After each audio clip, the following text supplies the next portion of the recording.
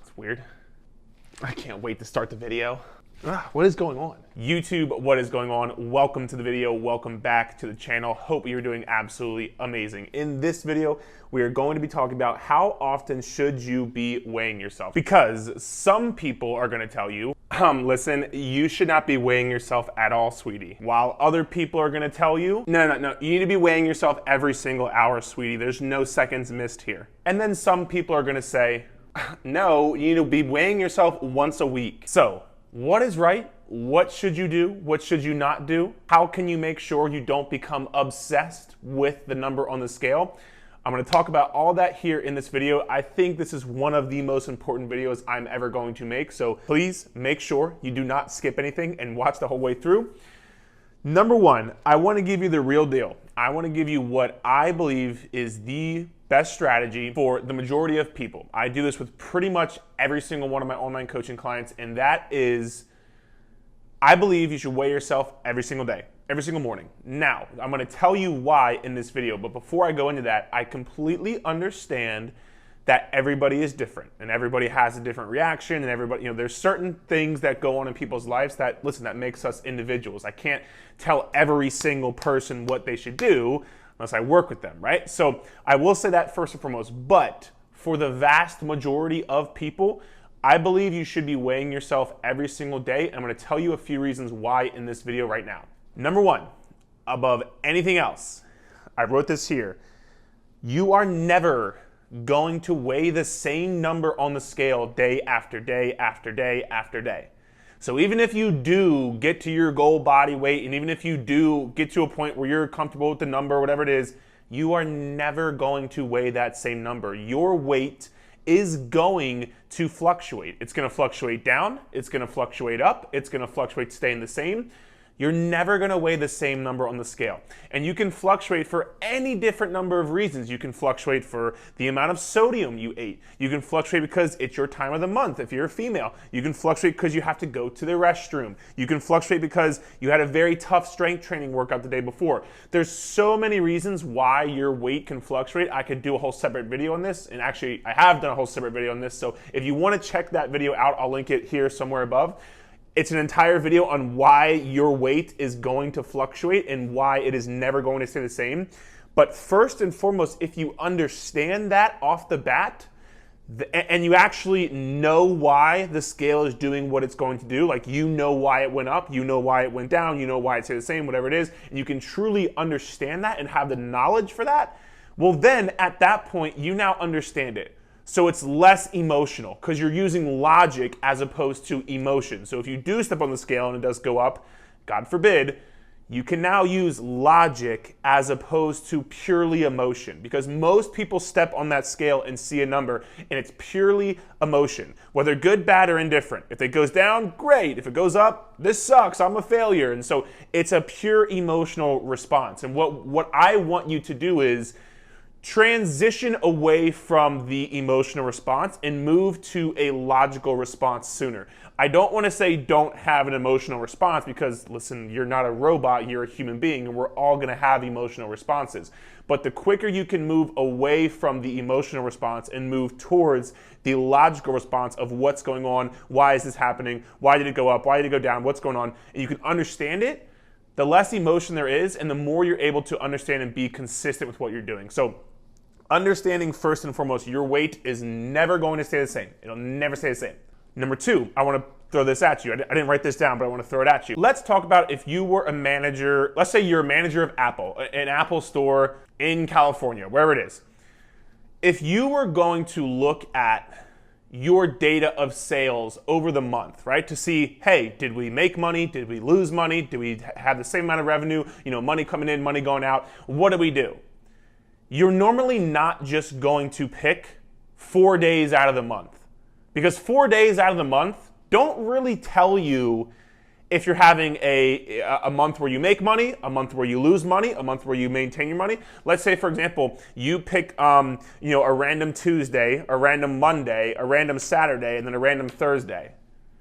Okay, well, Thursday might be slower because it's not the weekend, and Monday might be busier because people got paid, but that Friday, people might not get paid until Monday, so it's slower. And so there's so many variables that you don't really know what's going on because you only took 4 data points out of the entire month. So you can't really tell if you're where you are trending because you don't have enough data. And that's why I'm going to transition into, we're going to talk about weekly versus daily weigh-ins. So let's say, for example, you start off on the Monday and you're 198.6, right? Cool. Let's say you just weigh in once a week. Let's say your next weigh-in is 199.4.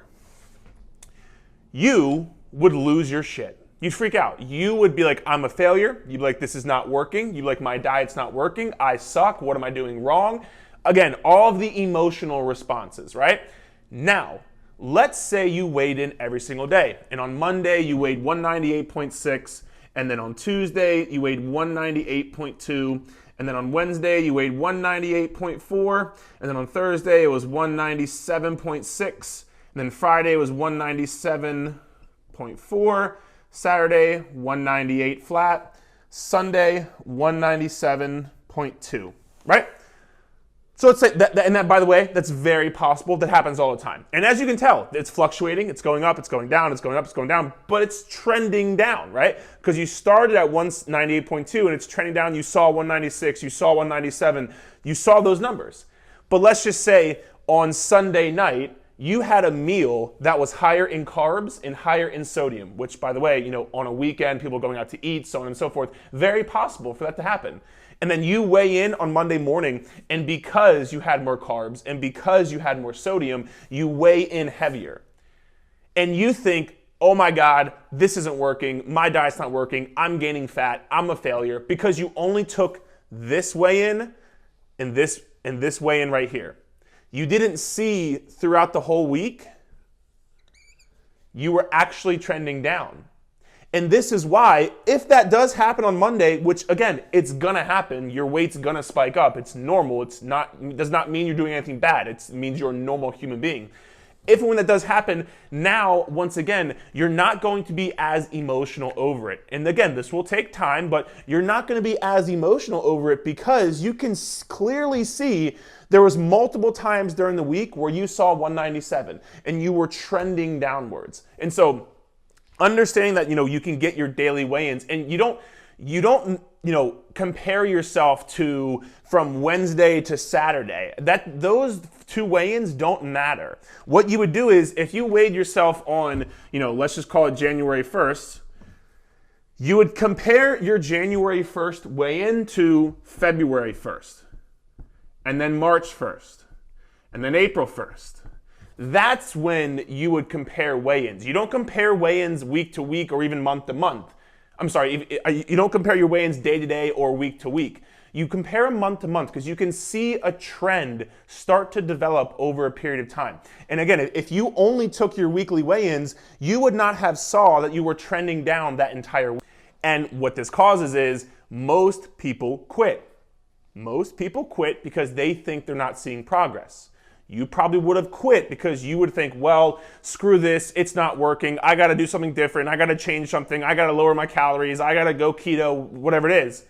But you didn't realize that it was actually working to a T, and you were actually seeing tremendous progress. And if you just would have kept going, you would have saw 197, and then 196, 197, then 196, then 195, and so on and so forth, right? So daily weigh-ins, in my estimation, by far the best form of getting data that you need in order to make sure you are seeing the progress you want to see. And now again, you need to get the average, right? 1 week is not long enough to get an average. This is why I say you need to weigh yourself for 3, 4, 5, 6, 7, 8, 9 weeks. Because over that period of time, you'll be able to get an average. This is where you might hear people talk about, losing. I say a healthy rate of weight loss is losing 0.5 to 1.5 pounds per week on average. I'm gonna put a chart here of one of my online coaching clients above who she's steadily trending down with her weight. Her average is trending down over a period of time. And this is because I know this because she weighs in every single day and I can see over a period of time her weight, you can see the picture here, her weight is trending down. The only way I know that is because I get these weigh-ins, we get the data, and then we go from there. So you can't take your weight on a 1 week or a 2 week or a 3 week basis. At the very least 4 weeks, get your data and see, are you trending down? If you started that, that first week at 198.6, and then by week 4, you're at, around 194 or 195, that would be tremendous progress. That would mean you're trending downwards. But if you don't get that, you don't know that, okay? And piggybacking off that point, remember, the scale is literally just data. That's it. That's all this is. And again, I know a lot of people have a very emotional response to it, which I'm not going to tell you not to because everybody's different. But you have to understand that the scale is just one form of data. And honestly, it's by far not the most accurate form of fat loss progress at all whatsoever. Because number one, it can fluctuate for so many reasons. But also number two, let's say, for example, you are partaking in a strength training program, which I hope you are. If you are partaking in a strength training program, a few things can happen, but most importantly, let's say you're building muscle from that strength training program, which would be a phenomenal thing. It'd be a phenomenal thing, because that means you're changing the way your body looks and so on and so forth. And not only that, but you're getting stronger, feeling like a badass, all those great things. But let's say in a month's time, you lost 3 pounds of fat, but you gained 3 pounds of muscle, right? You gained 2 pounds of muscle on your glutes and you gained 1 pound of muscle on your shoulders, whatever it is. The scale is not going to change because you lost 3 pounds of fat and you gained 3 pounds of muscle. A pound of fat weighs the same as a pound of muscle. Muscle is more dense than fat. So what that means is it takes up less space on your body. This is why, going into it, if you need to be tracking other forms of data, measurements and progress pictures. For my clients, we get measurements every 2 weeks and progress pictures every 4 weeks. So if the scale's not going down, but you see that your measurements are going down and your progress pictures are looking different, that means you're losing fat and building muscle at the same time. That is, by the way, the best thing you could do in your weight loss journey. That's what most people are trying to do. So if that's happening for you, you are fucking amazing. But this is an example where the scale it's not going to show that. It's not going to show that you're losing fat and building muscle. Your measurements and your progress pictures and your clothes fitting differently, that's what's going to show that, not the scale. So the scale is not the end all be all, nor is it anywhere close to the best way to track fat loss and weight loss progress. And so all these forms, whether it's progress pictures, whether it's measurements, whether it's the scale, whether it's your clothes, it's all just data for one big science experiment. So that's really what I tell my clients is like, it's one big science experiment. Your body and your journey is just one big science experiment. And so the more data you can get for your science experiment, the better outcomes you're going to have and the better results you're going to have because you can know what's going on. It's like if you were to ask me, hey, Eric, can I afford this house I want to buy? I'm like, I know nothing about you. What is your salary? How much do you make? Are you getting a bonus? Do you have kids? What are your other expenses? Do you enjoy going out to eat? Do you enjoy buying fancy cars? Like, I need more data. I need more data to make a decision. It's the same thing here. The more data you get, the better. And so that is why I believe you should be weighing yourself every single day. And one last thing I want to kind of throw in here at the end. It's something I learned from my good friend and mentor, Jordan Syatt. This is a form of, it's called exposure therapy, right? So if you are like very, very afraid of the scale, the best way to get over that fear is to face it. In the same way, if your kid comes home and tells you, Mom, Dad, there's a bully at school, they're bullying me, what should I do?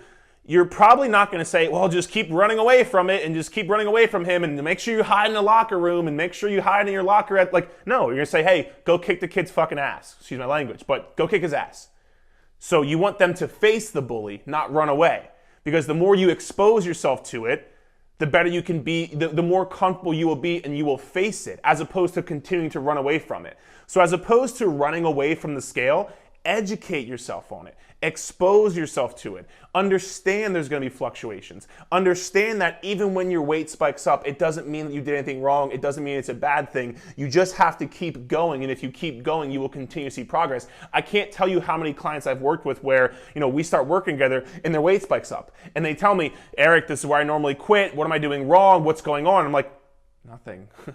nothing is going wrong. You just need to keep going. And so they keep going. And they see themselves drop down. Again, they dropped lower than they were, and then lower than they were. Like, oh, holy shit, like I'm still losing weight. But what happened? My weight spiked up this day. It's like, okay, so your weight spiked up. So you're a human being. As long as you keep going, you're going to see the progress you want to see. So as opposed to, in my opinion, running away from it, face it. Understand it. Educate yourself on it. Go watch that video I talked about where I talked in depth about why the scale is going to fluctuate. What does it mean? Does it mean you're gaining body fat? Is it just water weight? What does it mean? Educate yourself, because the more educated you are on a topic, the more you understand it, the more comfortable you feel facing it, right? So listen, guys, hope the video helped you. If it did, please feel free to leave a five-star rating review. I have a podcast you can leave a 5-star rating review on. Feel free to leave a thumbs up, subscribe to the channel. I appreciate you. I really do hope this helped you. If you have somebody who you know could benefit from this video, feel free to send it to them, because I think this is a topic that a lot of people struggle with. So hope it helped, and we'll talk soon, all right?